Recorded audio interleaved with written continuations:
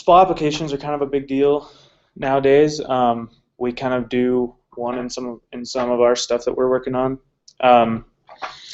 The one thing that I feel like in SPA applications that I've worked on that's kind of missing is a good way to manage the data, because you can pretty much do everything else on the client and do it well, but you still have to be setting up different endpoints on your server and opening up different REST APIs to give the client the data that you want. So Breeze.js kind of helps you out with that and kind of gives you if anyone, I know it might be a dirty word, but if anyone has used Entity Framework, it kind of gives you like Entity Framework-like capabilities on the client. And I have a kind of a side project I've been working on that I've been using it with, and I really, really like it.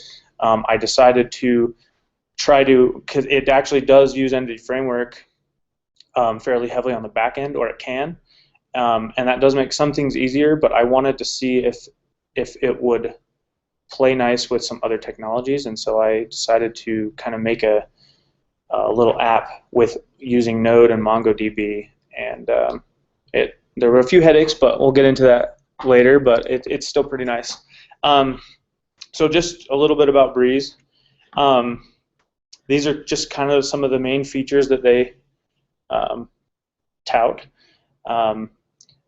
So kind of like what you would get with an ORM, you get the querying from the client side, and we'll look at what that looks like later, but it does kind of look like your standard ORM type syntax. You get client caching, so you're not having to hit the server for stuff you've already queried before. It just saves it in memory. And you get change tracking / listening. We'll get into that a little bit more later. Basically keeps track of the state that your different objects are in. And then in quotes, I have that it works well with the tools you use. I would say that this is partially true. And we'll get into that a little bit more. So the basics on how it works. You have this entity manager. That's kind of what it all comes down to. This is how you execute queries. It handles the caching of the data. And the way it does its work is it uses metadata about how your data is structured to create what are called entities.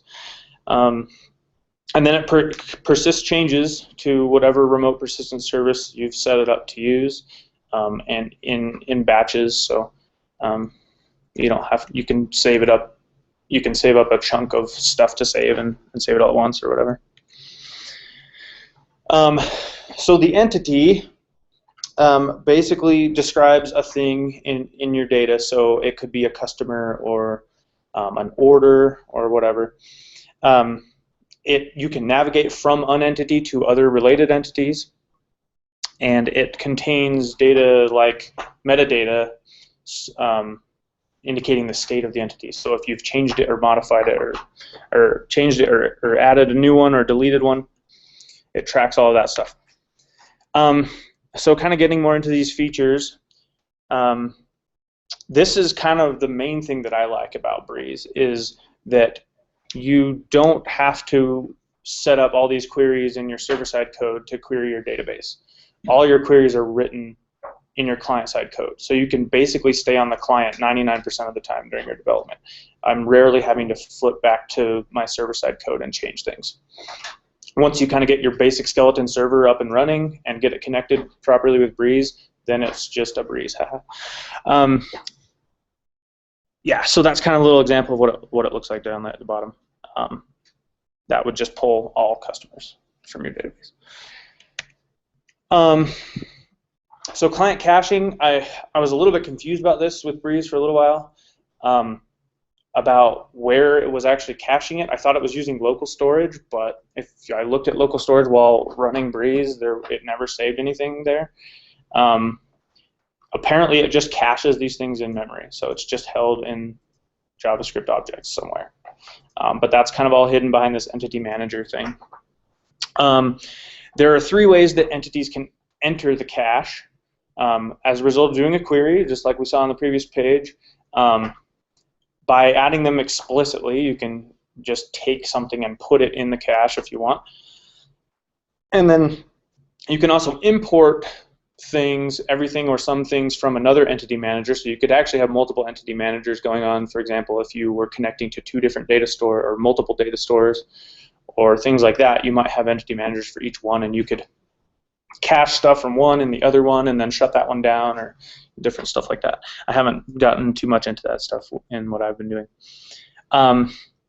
And then to leave the cache, an entity can either be marked as deleted, in which case it will leave the cache at some asynchronous point later, or if you can explicitly remove it manually.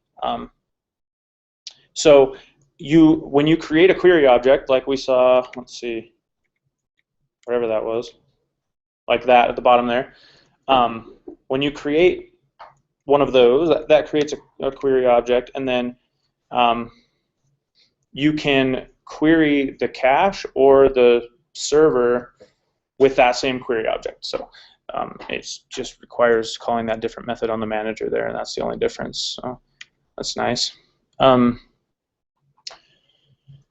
So change tracking and listening, this is another thing that I haven't gotten a whole lot into in the apps that I've built, but it sounds pretty cool. Like we were talking about before, and the tracking really, you kind of have to use. It's an important part of it. The listening I haven't used so much. But as far as tracking goes, it just kind of has to do with how it tracks whether an entity is modified or updated or added or whatever. Modified where, on the client? On the client. So yeah, so this is all client side. Because you know, like if there's 2 users using like the same data set, right? 2 different like browsers, right? Mm-hmm. And one of them edits like a customer, and so the other user would like. Yeah, and listeners. Yes, you could use listeners for stuff like that. Well, not exactly. So yeah, we'll talk about that a little bit more later. That is a concern with this kind of model, is that you have stale data problems. So you just need to be careful to identify the areas of your data that need to always have the latest copy, and you just need to query those constantly. Or, not constantly, but you need, whenever you're going to manipulate them, you need to make sure you have a fresh copy first. So it's not that big of a deal, but you do have to be aware of that. And as we'll see a little bit later, the apps that I've built, you're always dealing with all your own data. You don't ever affect other users, and so you never have to do that. All your data can just sit client side, and you can save it off whenever you want to, and it doesn't affect anyone else. But yeah, there are systems where your data could influence someone else, and then you'd want to be aware of that. So the listeners are kind of cool. Like I said, I haven't really used them much, but this is kind of a cool way to do stuff like validation. But you can basically just subscribe to either a property change. So if you have an entity, it can have a set of properties, and you can subscribe to changes on that property and then react to them however you want to. The entity changed listener allows you to listen to changes of the entity state. So if it changes from unchanged to modified or something like that, you can listen to those changes and do things based on that. I think this would be a really cool way to handle validation. I haven't set that up in any of my apps yet, but you can actually listen for validation errors, and the validation errors will be tracked in that entity, and you can listen for those errors, and as soon as those errors are appear in the entity, you'll know about them and be able to display messages or whatever you want to do. So the metadata that Breeze uses is really like how it accomplishes everything that it does. So this is a pretty big deal, and that's why it's a little bit harder to work with metadata-less databases like MongoDB. MongoDB doesn't really give you metadata about your data. You're just supposed to know what your data looks like. But if you have something like Breeze managing your data for you, it needs to know what things look like to be able to do what it does. Otherwise, you lose most of the functionality of Breeze, and it just kind of becomes a little wrapper around your database, which isn't that useful. So there are some ways around that, but it uses this metadata to provide that client-side validation we kind of talked about a little bit, and know how to create the queries that it's going to be saving or pulling, and to create those navigation properties so that you can go, from a customer to its set of orders or things like that. So normally Breeze will get this data from a metadata route. So it might just look like, /API/metadata or something like that. And this is just a route that you've exposed on your server that gives Breeze all the metadata that it needs to do what it does. You can't, if you don't have a server-side setup that works well with that, you can actually define the metadata manually on the server and expose that through a route, or you can specify that metadata on the client, and Breeze will just know what to do from the client side, and so it won't actually need to hit a route at all. So that's kind of how I set it up in the demo that we'll look at in a little bit. So these are some of the tools that they purport to support. Like I said, I've set up a little demo with Node and Mongo. There were some pain points, but I was able to work through them. The .NET Entity Framework, Web API, all of that stuff, it's set up to work with really, really well. It's really seamless. It's really easy to get set up. And then if you're doing code first style databases with Entity Framework, you never even need to touch a database, and you just write your little bit of server-side stuff, and then you're on the client after that. So this is kind of the last slide. Just if you read their site, it sounds like it's going to just be so awesome with all of these different technologies. I think they've still got a little ways to go with that, but like I said, I was able to get it to work, and I don't know if you guys have used the Open Data Protocol much, but it works pretty well with that. Though apparently, even though OData is a standard, everyone who implements it does do it slightly differently, and they all kind of have their own interpretations of the standard, and so you can run into some quirks with that. But if you want to just get up and running super fast with no pain or very little pain, Entity Framework would be the way to go.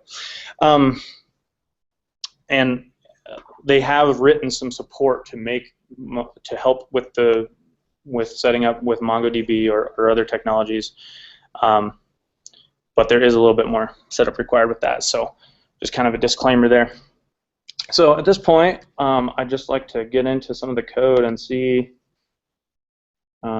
So you guys can see what it looks like and see what it can do.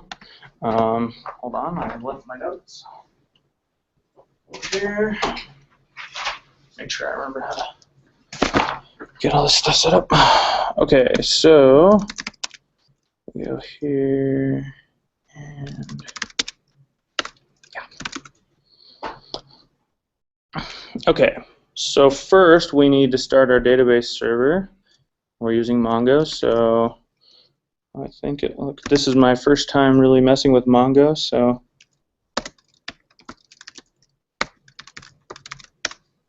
alright, so there's our database running, and then if we go into here and we start our Node server, it should just be, yeah, okay, that looks like it's running. Okay, so now we can, there it is. Okay, so super simple app, not much to it. You can add, it's basic CRUD operations. You can see I have some statuses here. If I assumed that I was going to be presenting this in the big room, because I usually win, and no, so I just had to throw Steve in there. So I really hope this doesn't break on me. So if we add a new person, we can add Brian, who's, I have no idea, 21. Nailed it. And he is young. So if I save it, then these will be persisted, as you can see there, and then we don't really want Brian, so we'll just get rid of him. And that was persisted as well. We don't like it, Brian. You know, you got to pick on the interns a little bit. All right, so the code is what we all came here to see, right? So let's pull that up. Oh, crud. It was also my first time really messing with Sublime, so.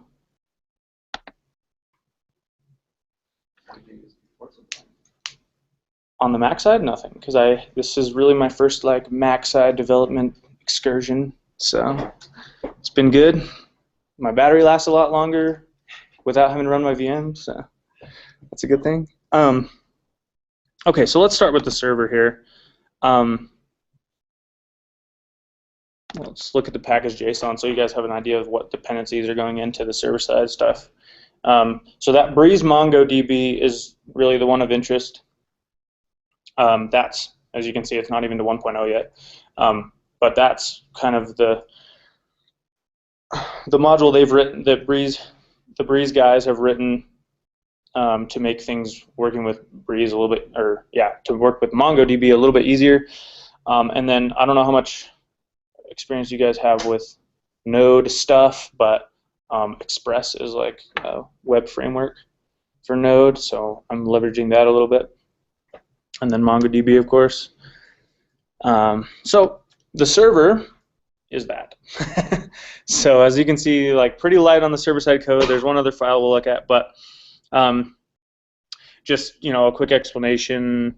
It's starting up an Express app, making sure it's registering the body parser so it can, work with the HTTP requests, and then that first app.use is basically just telling it where the client-side stuff is, so just opening up that directory. Yeah, and then we're just doing routes.initialize and passing that app. So here's like a little bit more interesting stuff. It's a little bit bigger. So this is where we're actually setting up those Breeze routes that Breeze will be hitting to get our data. So I guess I didn't explain this very well, but in addition to hitting a route for the metadata, which it's not actually doing in this app, but it can, it does need to hit routes to get your actual data, right? If you want to think of it in terms of database tables, it needs to be able to access those tables somewhere. So this is kind of how it does it. So a little bit of boilerplate setup at the top there, connects to the database, and to the database called demo. All right, and this routes.initialize is kind of where it all happens. So right now it's getting this metadata route, and it's going to call this metadata function. As you can see, I just have defined this metadata function as just returning a 404. We're not getting metadata from the server, so. But normally that's where you would send your server-side metadata, whether that was provided through the database or whether you had to create it yourself. This is the save changes route. That's pretty important, obviously. That's what Breeze uses to save. And then this is really all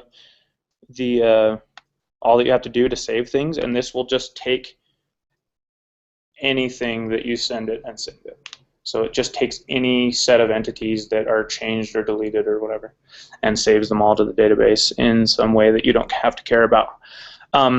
Just pointing out up here on line 3,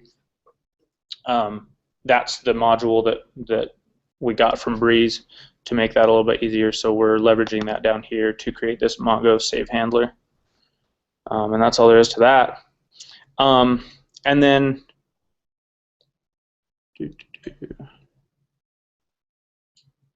yeah, so this process results is just, you can see we're calling it right here. This just kind of, you can have a little more control over how things get saved. For example, if you have any kind of server-side extra validation type stuff you want to do, or any kind of modification of the data before it actually hits the database, you can do it there.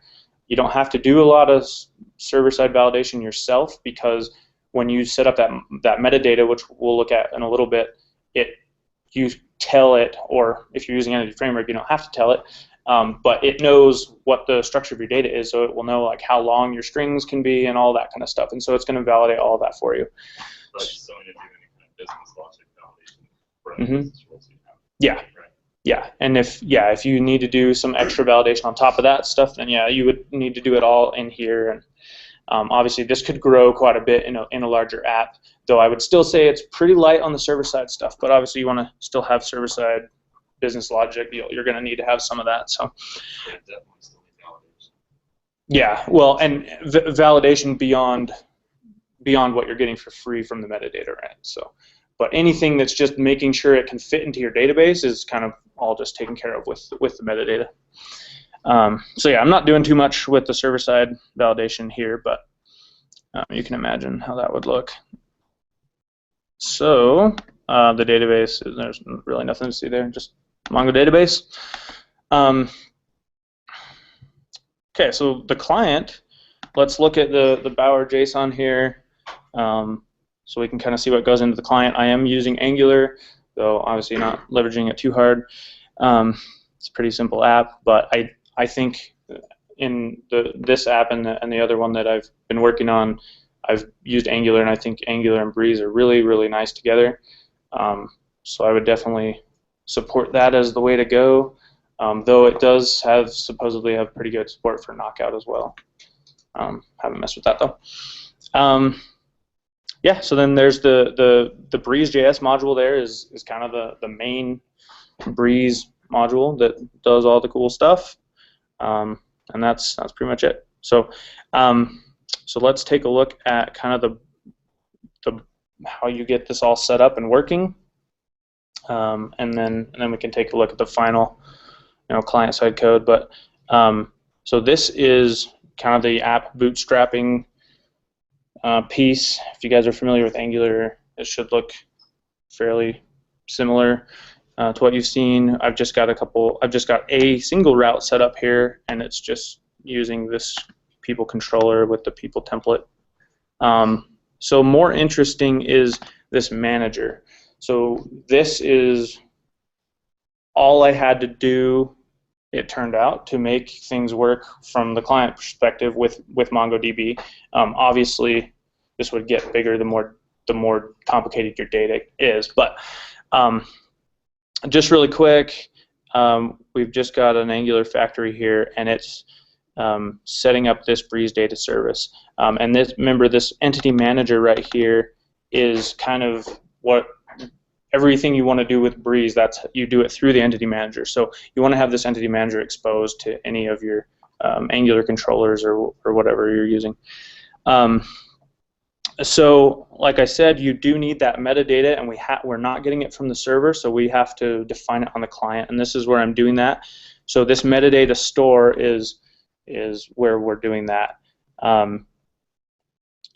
Let's see really the main thing of interest here that you need to worry about. This other stuff is just kind of boilerplate that you can kind of figure out. It was a little bit confusing to work through it from their website, but it's actually pretty simple once you know how it works.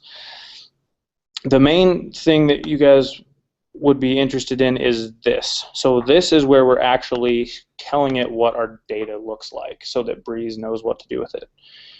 So you can see those 3 fields that we saw in the app. We have our name, our age, and our status.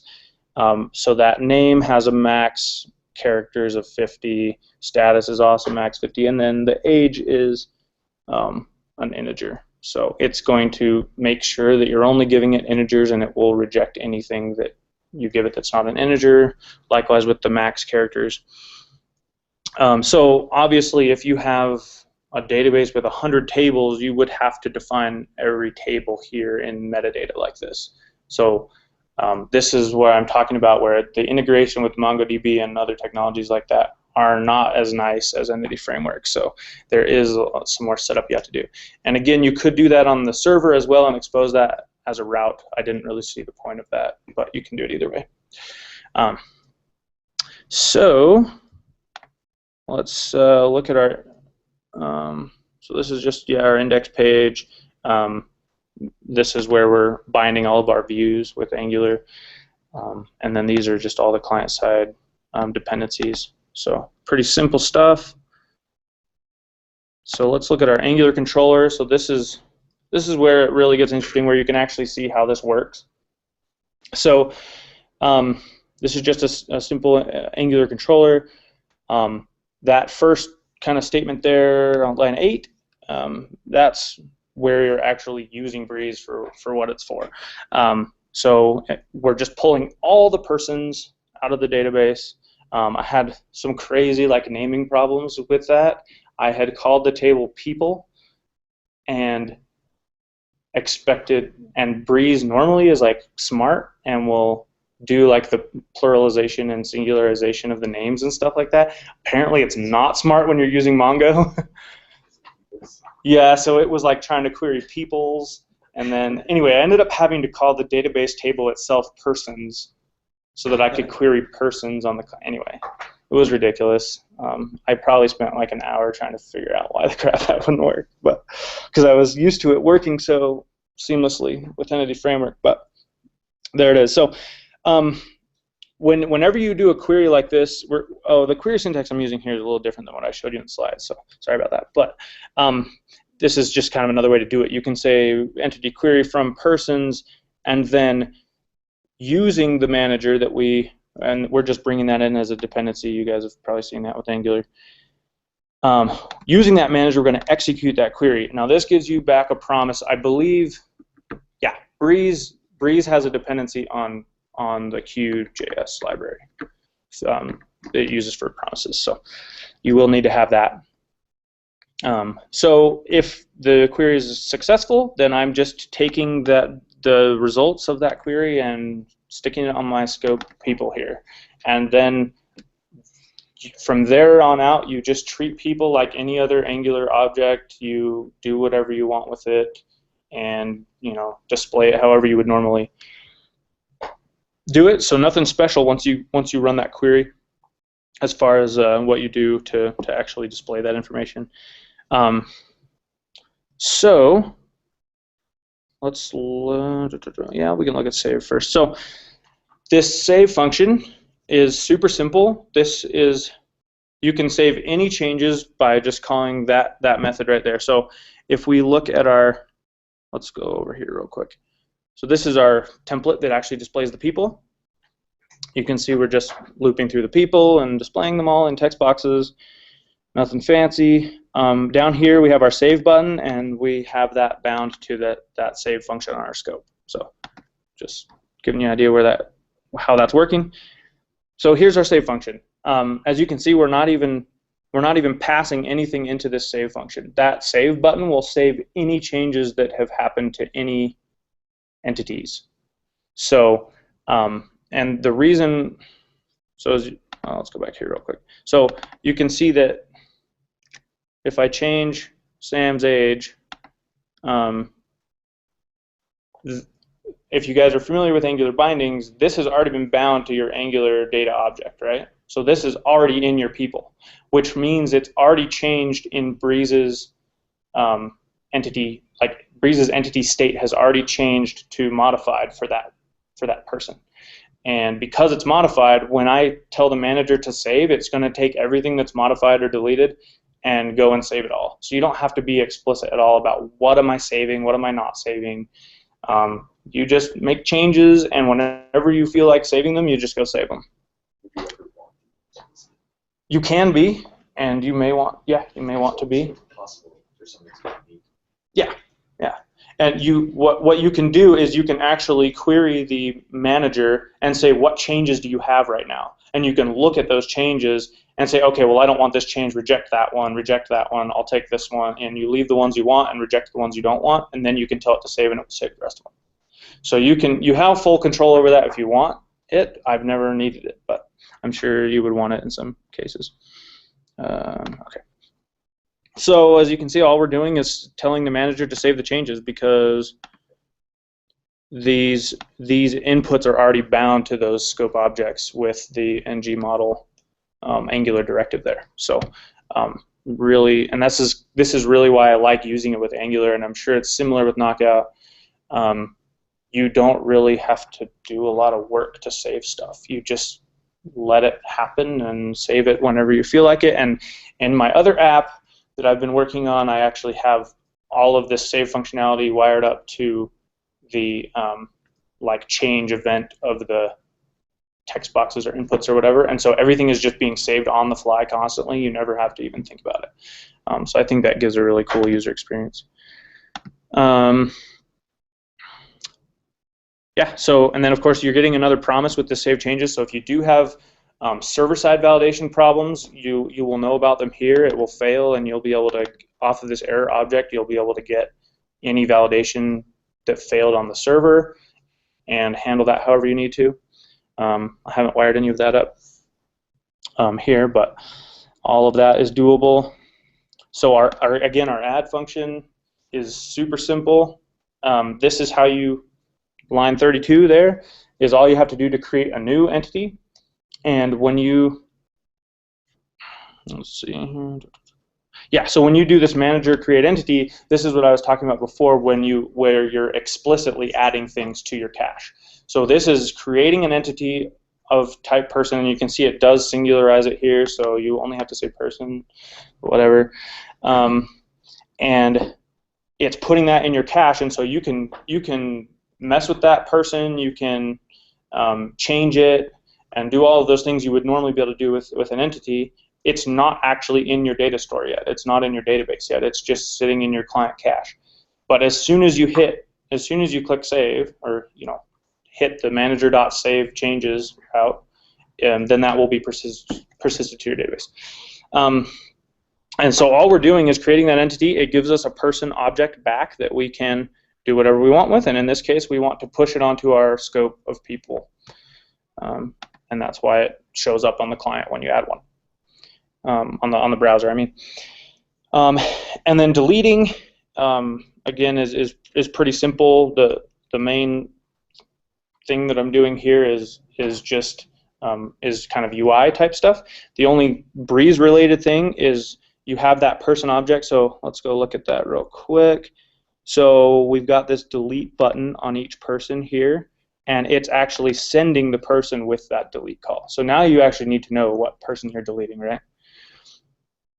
And so then here, your delete function gets the person and finds where that person is in your array of people on your scope there. And this is the only Breeze line, really, is the set deleted. So there's these kind of helper methods off of your entities. You have this entity aspect, and that's how you can query an object to see if it's changed or added or deleted. You can also set it to be added, deleted, modified, whatever. So they just have these helper methods, so you can just say set deleted. And again, that's just that's just changing that entity in your cache. So now the entity will have an entity state of deleted. It's not persisted to the database yet. I am calling scope.save here, however, which is going to call that manager save changes, so that will be persisted immediately when you delete someone. But you don't have to do it that way. And then, of course, I just need to remove that person from the array so that you don't see it on the UI anymore. So yeah, that's all there is to it. It's like super simple. Does anybody have any questions with this particular app or how to do more complicated stuff? I may or may not be able to answer those questions, but How would this be different instead of Mongo?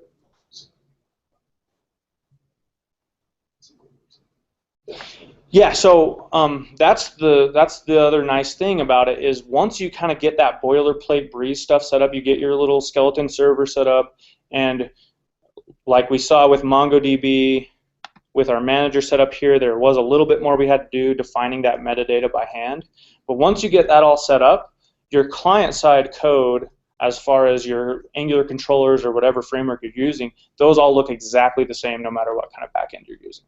So there is a little more setup with Mongo. Like I said, with Entity Framework, all of that defining of the metadata, you don't have to do any of that because Entity Framework supplies all that to you, and you can just open it up as a route on your server, and it will just ask Entity Framework for the metadata.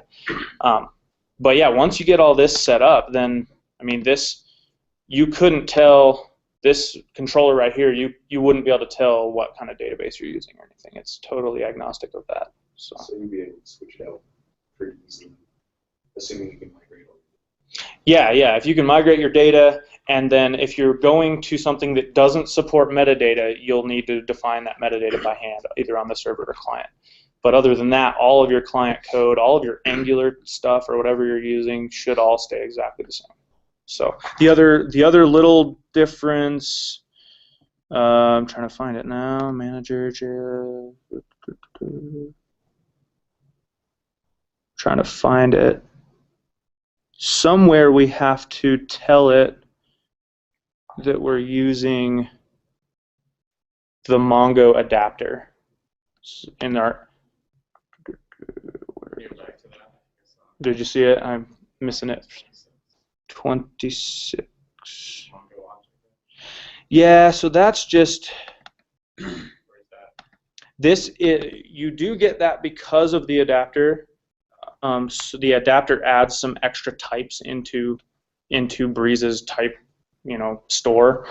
So it knows how to create a new Mongo object ID for you. Dang it! Why am I not seeing this?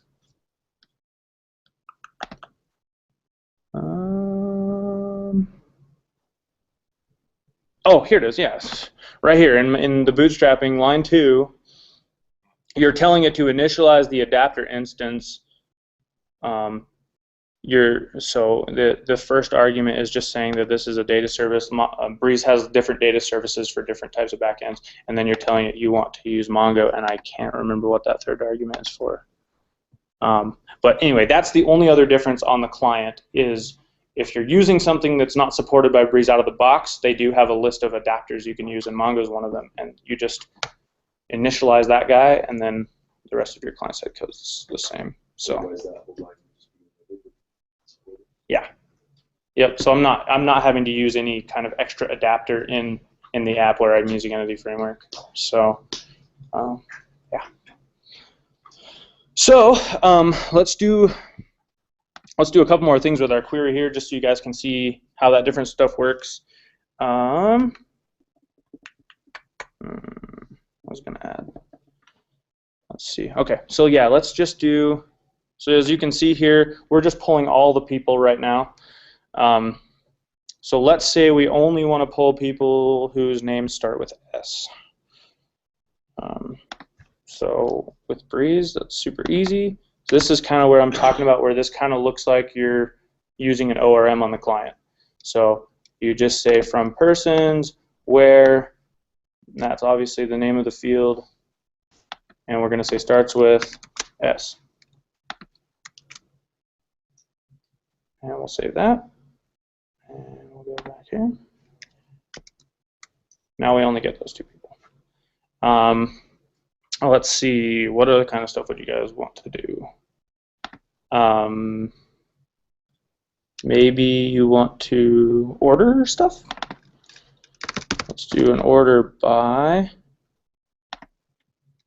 I think we can just do order by name. Nope.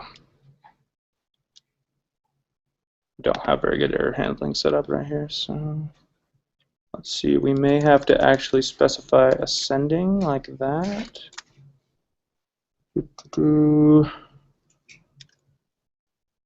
Crud. Hopefully this works. Crud.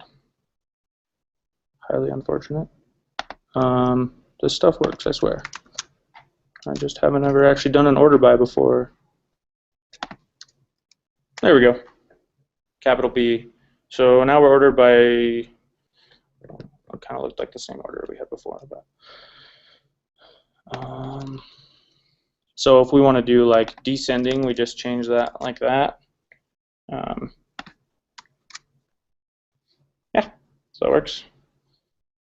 What other kind of, pagination is nice to do sometimes. So we could say we want to only take the first two people. I think this will work. Yep. Now we just get 2. Let's see.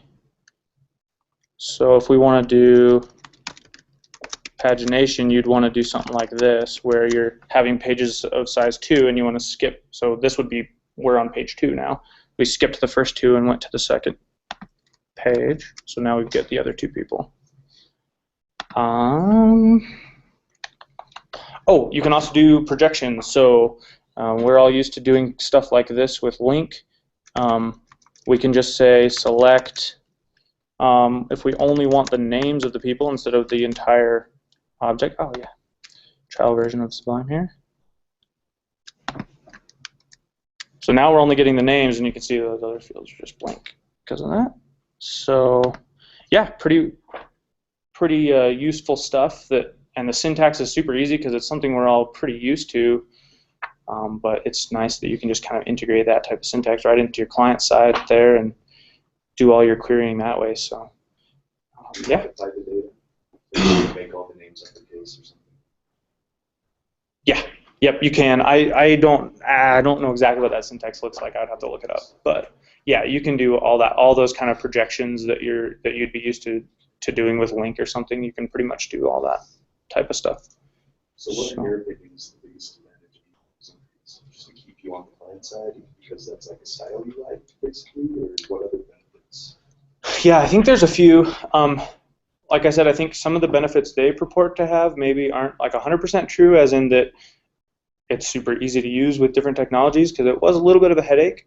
But again, because you're staying on the client side the whole time, once you do get that boilerplate server side set up and your metadata set up, then like you just go with it on the client and you never have to think about that stuff again. So I think that's a huge thing, is just keeping yourself on the client as much as possible. I think just being able to query that data right from your Angular controller here, instead of having to do some HTTP request to hit some REST API and get that data back and do all that. I think that this is really nice. I think the other advantage, and I'm not leveraging this as well as I should be in my other app, I don't think, but I think another huge advantage is that client-side caching. So you're not having to hit the server to constantly get data. It's all managed on the client, and you can tell what's modified or what's added. You know what has changed without having to ask the server, and compare like what's different or any of that.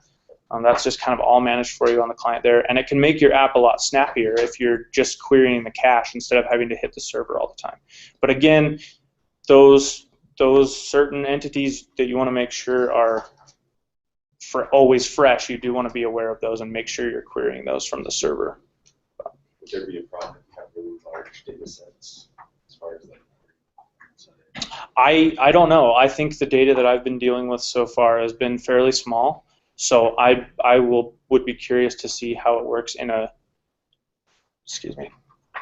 larger app with big data concerns. There could be some slowdown. I'm not sure. I didn't show you guys but one of the things I've been looking at is kind of their example of integration with Node and Mongo. They do have a sample out. They have a lot of samples, and so even if some of this integration with some of those adapters isn't explained as well, they do have samples for most of them, so you can look at those. But the sample they're doing is kind of like a pizza online ordering store thing, and it deals with quite a lot more data than I've ever had to deal with, and it seems really, really snappy and nice still. So it seems good. There may be some performance concerns with really big data. I'm not sure. So how do you handle security with this? Yeah, so you would definitely want to lock things down on the server so for a given person who's logged into your site, so obviously you'd want to set up some kind of server-side authentication. Obviously I don't have that in this app at all. Are you guys curious I could show you my other app that I've been building. I don't know if you guys want to see it. It's more complex. But basically, to answer the question, in that other app, I actually have, let me see if this will just work. I hope I don't have any bugs in it right now. But basically, I have a table of users, right? And you have to log in, and until you're logged in, you can't hit any of those server-side routes to get any of that data. So Breeze isn't going to be able to get anything until you pass through the authentication. And once you're in, anything that your API is exposing, anybody can get and use, right? So you do want to be careful about what you're exposing to your client. You want to expose as much as you can, because the more Breeze has, then the more you can do with it, right? But for example, let me see if I can show you the. You only want to expose the tables or the parts of the tables that apply to the user who's currently logged in. Yeah. So you do have to handle that on the server. Let me see if I can show you that really quick without. I was starting to get scared that they didn't have any solution for that. No, yeah, you kind of. I mean, Breeze doesn't provide the solution for that. Breeze just takes whatever you give it and say, sweet, I have all this data, and now I can do all this stuff with it. You have to just be careful what you're giving to Breeze. Don't give Breeze more than you want anyone to have. So Kind of straight up to any framework is probably not a great idea. what do you mean? Well, if you have any framework pointing at your orders and your payments and all this stuff, all these tables, how do you say that for a user that's logged in, they can only see their specific? Yeah, so you can do that with Entity Framework. That's what I'm doing in this app here. Sorry, I'm just trying. I haven't been in here for a little while. I'm trying to remember where that stuff is. So there is a layer between it hitting your server and hitting the database. Yeah, yeah. So, crud, where's my data?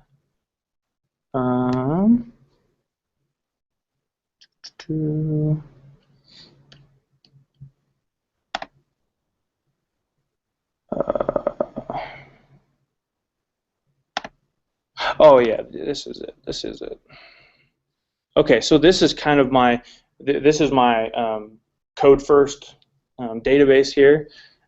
So I've got these. This is a budget app. If you didn't pick up on that, I wasn't sure if I was going to show you guys this, but I'm trying to see. There's the repository. So you can set up this repository with Entity Framework, and this gives you pretty much full control over what you are exposing with Entity Framework. So or through your web API. So this is one thing of note. I have this before save entity thing, and this is where I'm making sure that when the user is saving stuff on the client and it eventually hits my server-side save route, it's only saving stuff to the user who's logged in. They're not they can't just manipulate that user ID and say, well, I actually want to save to this other user ID. As soon as it hits the server, it's going to say, that user ID is not what I expected it to be, so I'm going to reject those changes. So you don't have users being able to manipulate other users' data. What? Yeah, so I have a solution for that somewhere. I just can't remember where it is now. Again, because you set all this stuff up on the server right at the beginning and then you never touch it again, I don't even know my server-side code very well because I don't ever have to touch it. Yeah.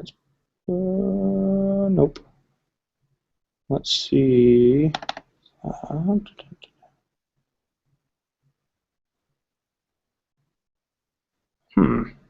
Interesting. Oh yeah, that's somewhere I have it filtered so that only the user who's logged, when you ask for budgets or anything related to a budget, it's going to make sure to only give you budgets where the user ID is the user ID of the currently logged in user. I have that logic somewhere. I don't remember where it is, but yeah, you do have full control over that. You just have to be mindful of that again. So there is that temptation to just give it all to Breeze and then just be super happy with Breeze on the client and forget about security concerns. So those are still real concerns, but you just need to be aware of those and take care of them. Breeze doesn't. Another thing that you kind of showed that you want to think about too is you mentioned you can do projections on the client side, but you really want to make sure that you're only really pulling the data that you need down to the client. Otherwise, you're just using more bandwidth than you need to. You run the risk of slowing everything down. Correct. Yeah. Like Glenn said, with the worker side or something. So if you're going to pull the whole person and you only care about the name, you can just let the server filter it down so that you're not sending back all that data. Yeah. So if you are using all that data, it's different places within that app. Maybe you can do projections on the client side for different reviews or something. Right. You just need to be Right. And again, doing that. if you pull like a whole payload at near the beginning or whenever you want to pull it, if you pull a big payload of data, after that, if you know that you don't need to refresh your data from the server, you can just query the client only after that, or query. They call it a local query. And when you do that, it's just pulling from Breeze's cache, and you're not hitting the server anymore. And so once you have that big payload, you may not need to hit the server for the lifetime of the app, just depending on what your data looks like and what you need. But yeah, so you can definitely get some nice performance benefits that way. But yeah, doing server-side filtering, especially if you need to, I haven't run into that need. It's been super snappy for what I'm doing. But again, if you have large data, server-side filtering would probably become or even if you important. don't, you just need to scale. Once you get more and more users, every little bit helps. Right. And like with this budget app, it is only giving you the stuff for the user who's logged in. So you're not pulling all the other users, stuff every time you query the server. So I just want to kind of show you this. The CSS is really awful. Like, I'm not a designer, but I'm trying to get a little consulting help from some people on this. But for now, it looks like crap. But just to kind of show you what you can do with Breeze, and I think that it's been a really, really nice dev experience to just work on the client. This is just kind of a budget app because I'm like super hardcore about budgeting. I don't even use it because I don't think it's like really ready to be used yet. I still use a spreadsheet, but so it's pretty cool. So you can, add a new spending category. You can say my cable bill is $50 a month, and again, that has already been persisted. You don't have to think about it. You can see that I don't have any save buttons anywhere. Things just get saved behind the scenes. You never see it. I've got some very simple validation, so if you put in something that doesn't make sense, it turns red and flips you back to what you had before. So I really like that kind of minimalist validation where you just give the user enough information to know what's wrong and you immediately correct it for them. I think it's a pretty nice experience for this app. I mean, it's not going to work for everything, but so we have our list of categories here, and if we don't find one that we like, we do have a save button here. I had to for some reason, I can't remember why, but you create a Lance's house fund thing or something. You already have a house, but I'm just making stuff up. So now we change that category, and then now that category shows up in your drop down as well. So anyway, well, that's all I've got pretty much. So yeah, done. Any more questions?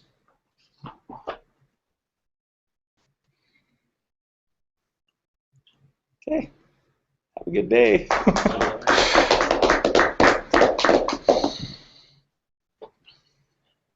Guess I should stop the hangout, eh? Recording, yeah.